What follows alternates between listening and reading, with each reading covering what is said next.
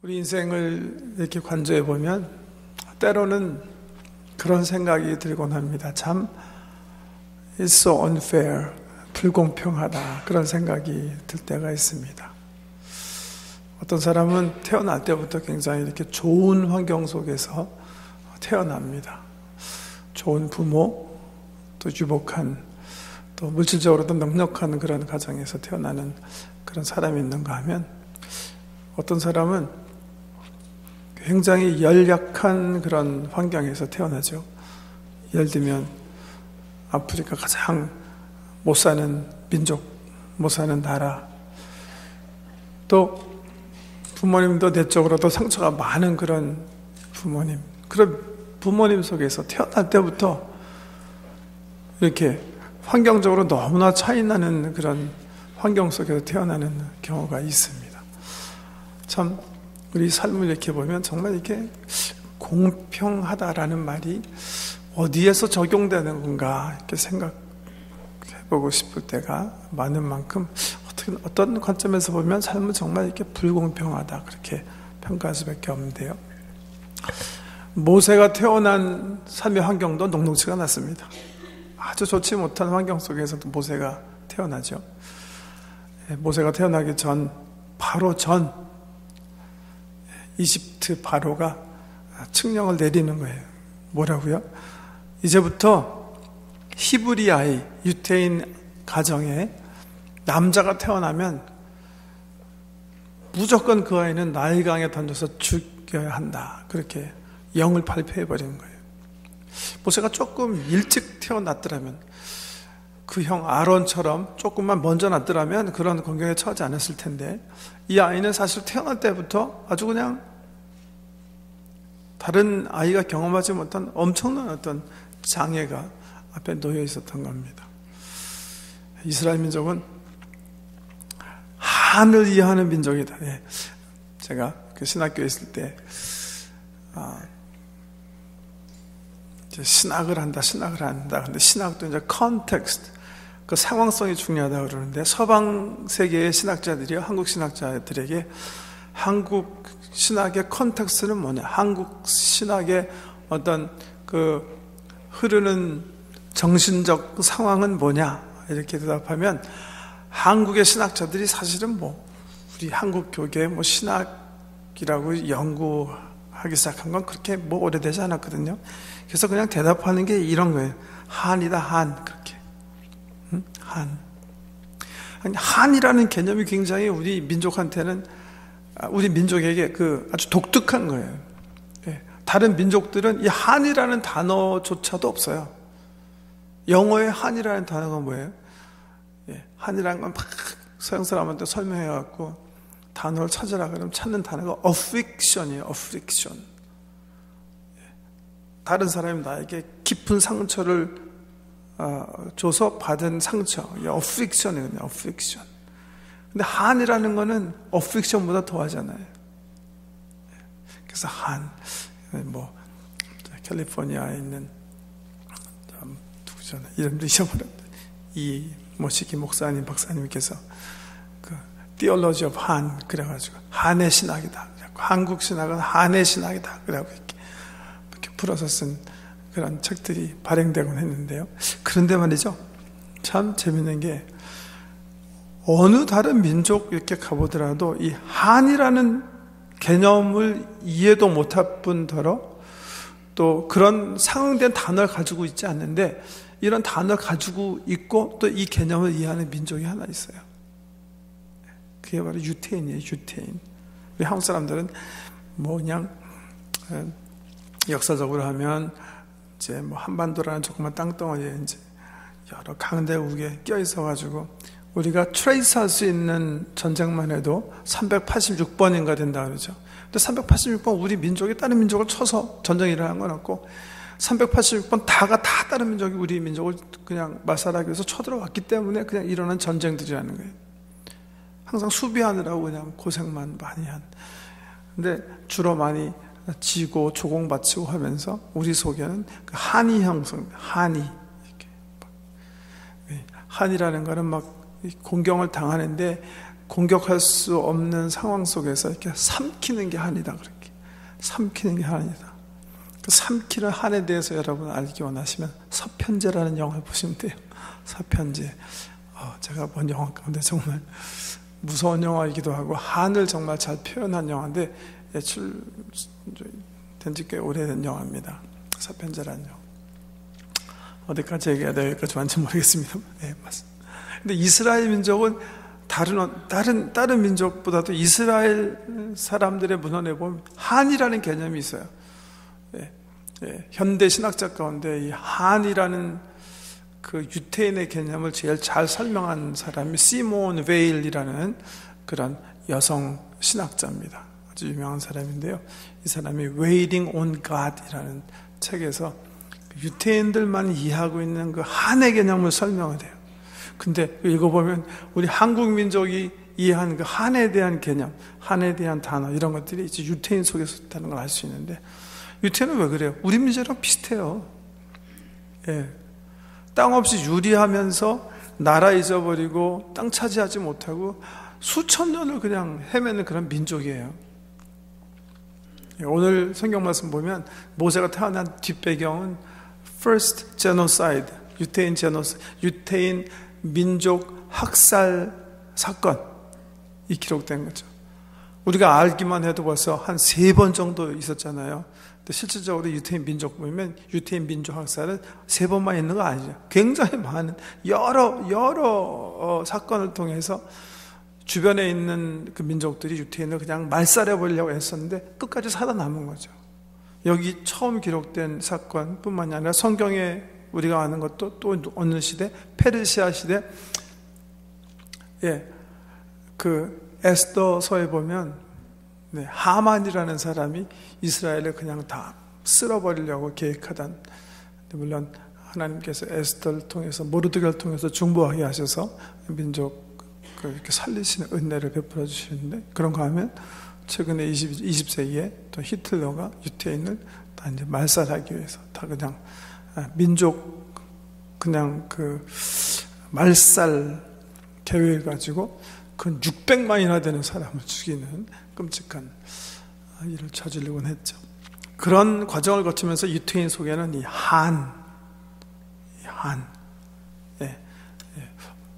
accumulated affliction 이렇게 영어로 표현하는요, 이 한이 있는데요. 그런 환경 속에서 모세가 등장하기 시작하는 거예요. 그런 환경 속에서 하나님께서 오늘 출애굽기 말씀 보면 1장에서는 그런 환경을 이렇게 얘기하시고, 이 성경의 카메라를 한 가정에게 이렇게 탁 주민하시죠.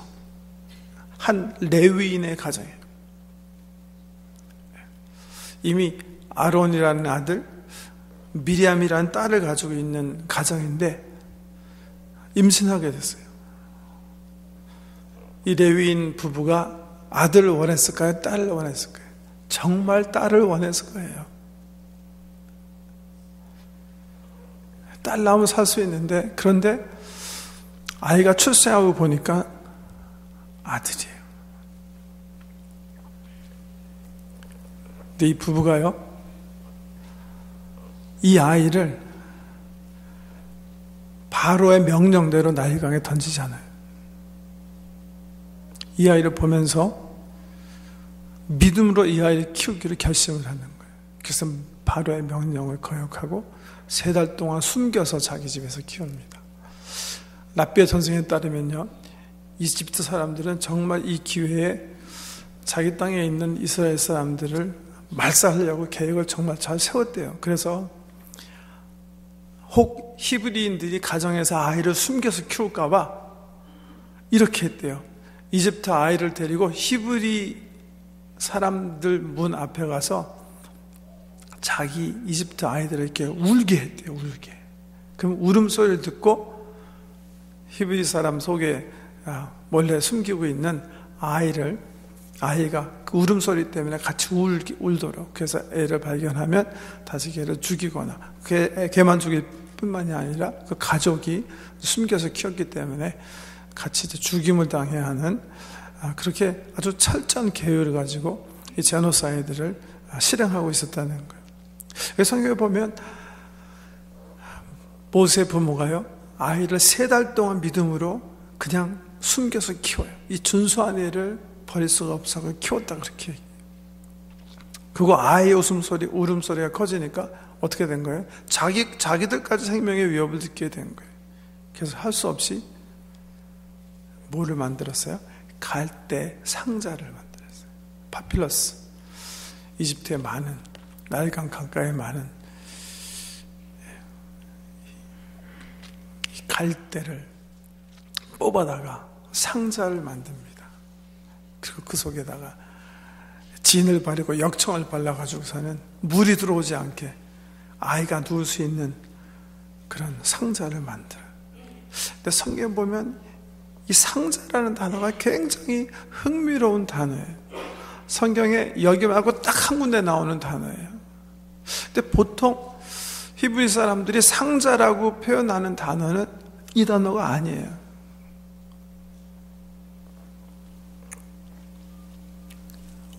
어디에 이 단어, 테바라는 단어인데요. 이 단어가 어디 나오냐면 창세기 6장, 7장에 나와요. 거기 보면 무슨 얘기가 기록되어 있죠? 하나님께서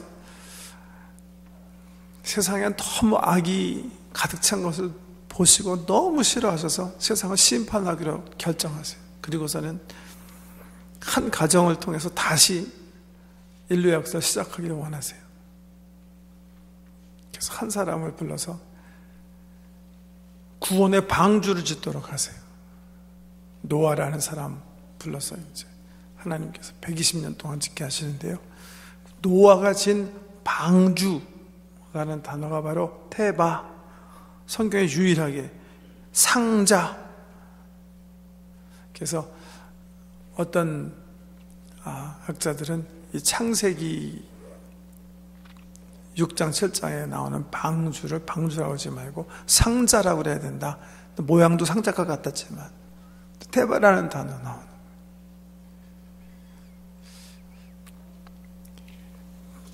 모세 부모가 갈대를 꺾어다가 방주를 만들었다. 그런 얘기예요.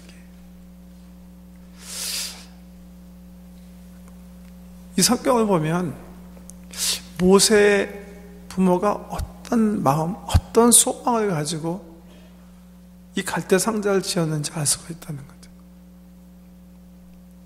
그런데 이런 이들의 모습을 신약성경 히브리서 11장 23절에 보면 히브리서 기자는 한마디로 이렇게 요약해서 보고하고 있어요.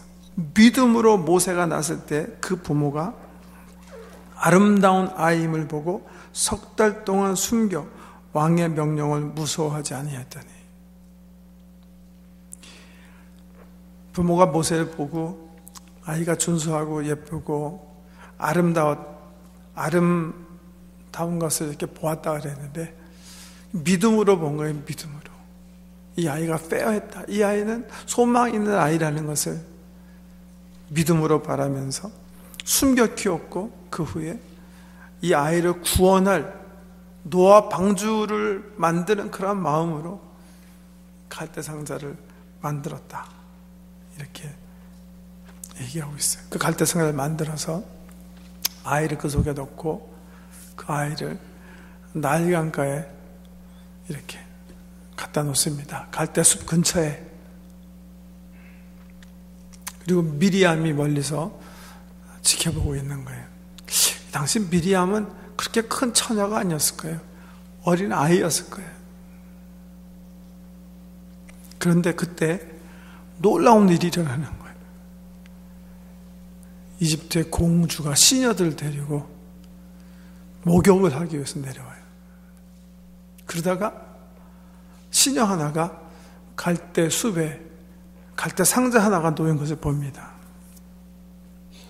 그리고 그 상자를 공주에게 가져오는데, 그 상자를 이렇게 여니까 그 속에 있는 베이비 모세가 막 울기 시작하는 거예요. 그리고 그 울음은 이 공주의 마음속에 깊은 동정심을 낳았던 것 같아요. 이 여자는 이집트 공주이기 때문에 이집트 파로가 내린 칙령을 분명히 알고 있을 거예요. 히브리 아이들은 남자아이가 나면 반드시 죽여야 한다는 그 엄한 명령을 알고 있었을 거예요. 그렇지만 한편으로 이 여인은 자기 아비의 그 명령이 올바르지 않았다는 것을 알고 있었던 것 같아요.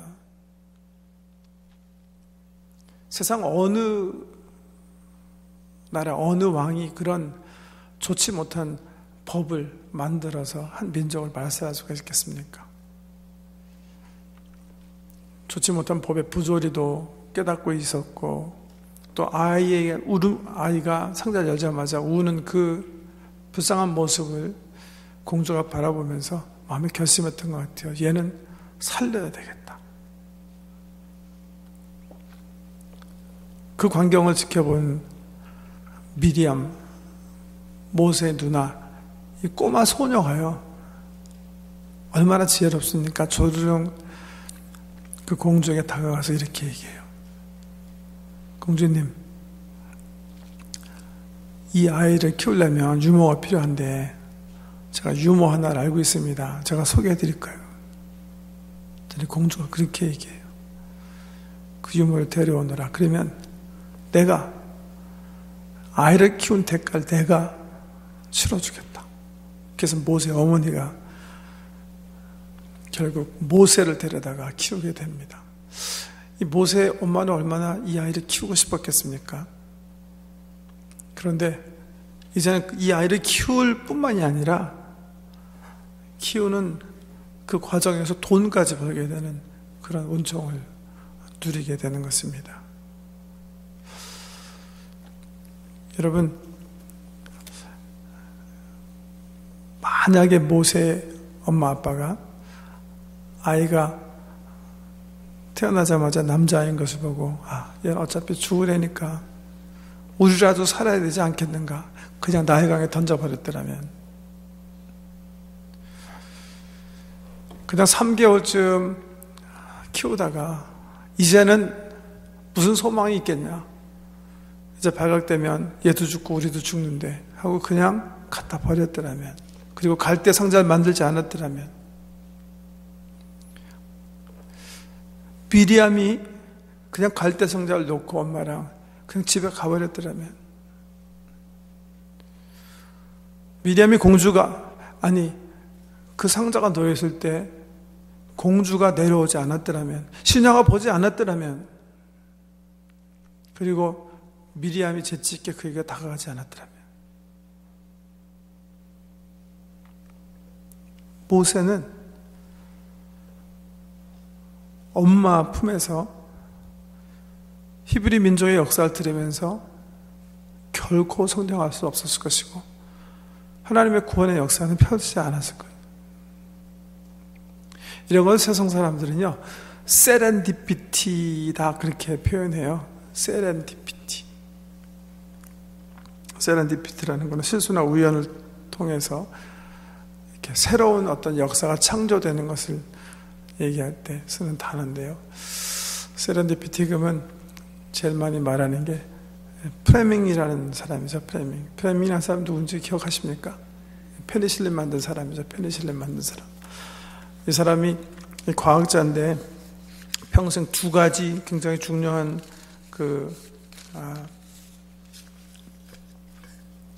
약품을 이제 발견을 하는데 둘 다 우연을 통해서 이제 발견하게 됐다는 거예요. 처음 1920년에 발견한 게 입에 우리 침 속에 있는 이름이 뭐죠? 살균할 수 있는 그 능력이 우리 침 속에 있지 않습니까? 치맥 속에. 그걸 발견하게 됐다는 건데요. 실험 디시, 이제 세균을 배양하는 디시를 가지고 실험실에서 여러 디시를 가지고 이제 배양하면서 실험하는 중에 갑자기 프레밍이 그냥 재치기란 거예요, 재치기. 근데 재치기에서 어떤 디시가 그냥 떨어진 거예요. 근데 버리지 않고 며칠 후에 그냥 우연히, 사실 버릴 수 있었는데, 버리지 않고 나중에 와서 이렇게 보니까, 이 침이 떨어진 곳에 그 균들이 죽어있는 거 보이는 거예요. 그래가지고서는 그것을 연구해가지고서는 우리 침 속에 살균하는 어떤 효소가 있다는 것을 이제 발견하게 됐다는 거고요. 두 번째 페니실린 발견도 그렇다 그러죠. 세균 배양 DC를 이제 세균을 배양하기 위해서 철저하게 창문을 막고 다른 균들이 들어가면 안 되니까 순수하게 균을 배양하는데 실험실 조수가 실수해가지고 창문을 열어놨어요. 그래가지고 푸른 곰팡이 균이 세균 DC에 떨어진 거예요. 망가진 거죠. 이제 세균 배양 못하게 됐는데. 그래서 버리려고 보니까 푸른 곰팡이가 떨어진 그 세균 DC 주변이 하얗게 그 세균들이 죽어있는 것을 본 거예요. 그 순간 이 프레밍이 말이죠. 프레밍이 어렸을 때 할머니가 자기가 이렇게 넘어져갖고 이렇게 막 상처가 나서 막 피 흘릴 때 푸른 곰팡이가 있는 빵으로 이렇게 자기 그 상처를 비벼주셨는 게 생각이 났대요. 그래가지고 이게 뭐가 있는가 보다 해서 조사해서 결국 만들어낸 게 그 유명한 페니실린이에요. 페니실린. 이 페니실린 때문에 살아난 사람 가운데 2차 세계대전에 영국의 영웅 처칠 경이 있죠. 수상. 근데 이 처칠과 프레밍 보세요. 처칠은 프레밍 때문에 결국 생명을 연장받고 폐렴에서 이제 회생되는 은총을 누렸는데요. 근데 더 놀라운 세렌디피티는 바로 이거래요.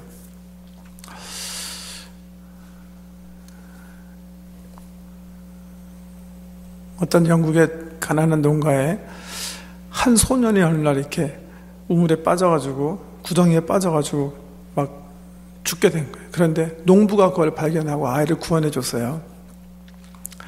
그 다음날 런던에서 한 귀족이 마차를 타고선 그 농가를 방문해서 감사의 뜻을 표하는 거예요. 내가 당신이 내 아들을 구해줬기 때문에 큰 재물을 당신에게 주겠소. 당신 내 가족의 생명의 은혜요. 이 사람이 막 마다하는 거예요. 나는 그럴 수 없다. 사람이 아이가 구덩이에 빠졌으면 당연히 내가 구해줘야지 내가 왜 돈을 받느냐. 그래갖고 이 귀족이요, 이 주인이 너무나 돈을 받지 않으니까 가면서 길을 돌아가면서 보니까 그 농부의 아들이 그냥 정말 가난한 아이로 그 시골에서 이렇게 막 같이 농사 지면서 있는 걸 본 거예요. 그래서 다시 길을 돌이켜서 그 농부에게 가서 얘기했대요. 내가 그러면 당신의 아이를 내 아이와 똑같이, 내 아이를 살려준 아이와 똑같이 같은 학교에 보내서 교육시켜 주겠어. 그래갖고 농부가 그걸 허락한 거예요. 아이를 좋은 학교에 보내주겠다니까. 농부가 구해준 아이는 누구예요? 그게 바로 처칠이에요. 그 농부의 아이는요, 그게 바로 프레밍이에요. 농부가 처칠의 아이를 구원해 주지 않았더라면, 그리고 정말 이 처칠이 집으로 이제 이 농부가 하도 이제 거부하니까 돌아가면서 이 아이를 보지 못했더라면 30년 후에 처칠은요 그냥 폐렴을 해서 죽었을 거예요. 참 우연인 것 같지만 이렇게 우리 인간 사는 이렇게 막 얽히설키 이렇게 연결되어 있잖아요. 세렌디피티로. 우연인 것 같으면서도 필연인 것 같으면서도 우연, 그런 속에서 새로운 어떤 창조 이런 것들로. 근데 성경은 이걸 세렌디피티라고 하지 않아요. 고난과 아픔과 역경과 슬픔과 전쟁과 싸움과 다툼 이런 역사 속에서 끈질기게 진행해 나가시는 하나님의 손길이라고 보는 거예요. 우리는 그냥 아무 의미 없이 고난당하고 아무 의미 없이 고난의 상황 속에서 태어나는 것 같고 아무 의미 없이 공격을 당하는 것 같고 아픔을 살아야 되는 것 같은데 그런 우리 인생의 뒤안길 속에서 우리 하나님은요, 지금 오늘 모세의 이야기 속에서 역사하셨던 것처럼 함께 계시고 자기가 이루려고 하는 구원의 역사를 통해서 끊임없이 몰고 나가시는 하나님이시다. 그런데 이런 귀한 역사의 주인이 되는 사람 어떤 사람들이에요? 그게 오늘 본문에서 보여주시는 귀한 교훈이다 생각하는 건데요, 믿음으로 사는 사람들이라는 거예요. 믿음으로 사는 사람들. 모세 부모님처럼 믿음은요, 그냥 그래 하나님께서 다 알아서 하실 거야, 넋 놓고 패배주의자처럼 사는 게 아닙니다. 내가 할 수 있는 최대의 지혜를 가지고 최고의 지식을 가지고 최선을 다해서 하나님께서 역사하시도록 계획하고 실천하고 꿈을 꾸는 것이 바로 믿음이라는 거예요.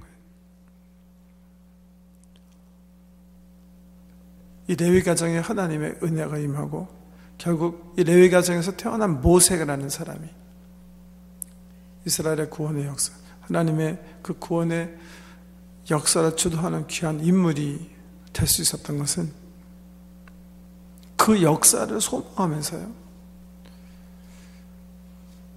자기 생명을 걸고 최선을 다해서 꿈을 품고 아이를 살리기 위해서 지혜를 짜고 아픈 가슴으로 갈대상자를 만들었던 모세 부모, 그들의 믿음.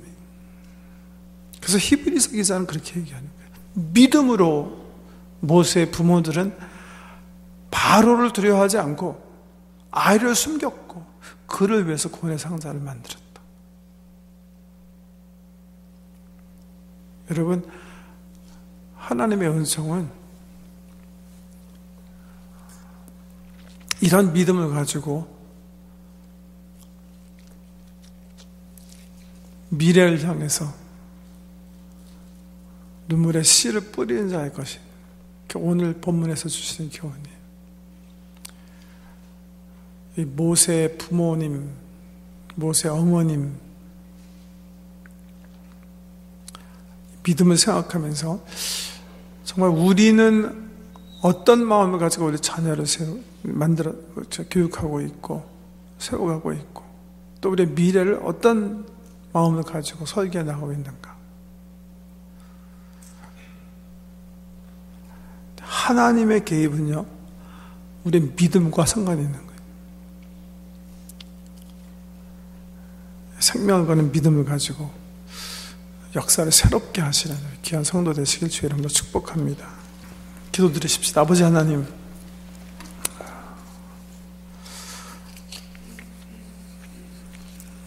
민족 발살의 역경 속에서도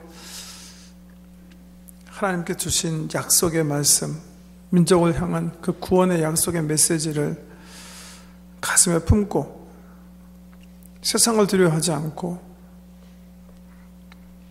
아이를 숨기고 또 갈대 상자를 만들었던 모세의 부모님들처럼 우리도 하나님 약속을 붙잡고 삶의 주변의 환경이 어떠하든지